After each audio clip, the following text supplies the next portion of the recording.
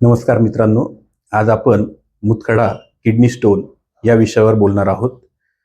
तर प्रामुख्याने मूत्रपिंडात किंवा लघवीच्या मार्गात तयार होणाऱ्या स्फटिकजन्य पदार्थाला मुतखडा असे म्हणतात.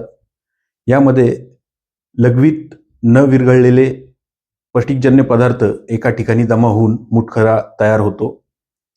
यामध्ये प्रमुख कारणे आपण पाणी कमी पिणे, पातळ पदार्थांचे सेवन कमी करणे, त्याचबरोबर जास्त श्रम, तसेच व्यायाम, जुलाब यासारख्या गोष्टींनी आपल्या शरीरातील पाण्याचे प्रमाण कमी होते व त्यामुळेही मुतखडा होऊ शकतो.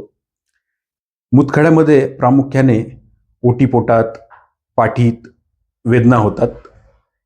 याचे प्रामुख्याने आपण भरपूर पाणी प्यायला हवे.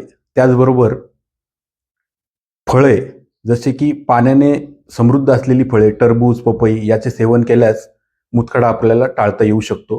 त्याचबरोबर यामध्ये लक्षणं कुठली दिसतात तर गडद रंगाची लघवी येणे, लघवीला वेगळा वास असणे, त्याचबरोबर लघवी करताना जळजळ होणे, त्याचबरोबर आपल्या ओटीपोटात, पाठीत तीव्र वेदना होणे, या प्रकारची लक्षणे यामध्ये दिसून येतात.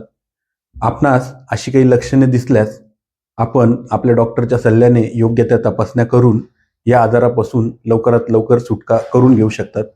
यामध्ये प्रामुख्याने आपण जास्तीत जास्त पाणी पिल्यास आपल्याला बराचसा फायदा होतो. धन्यवाद.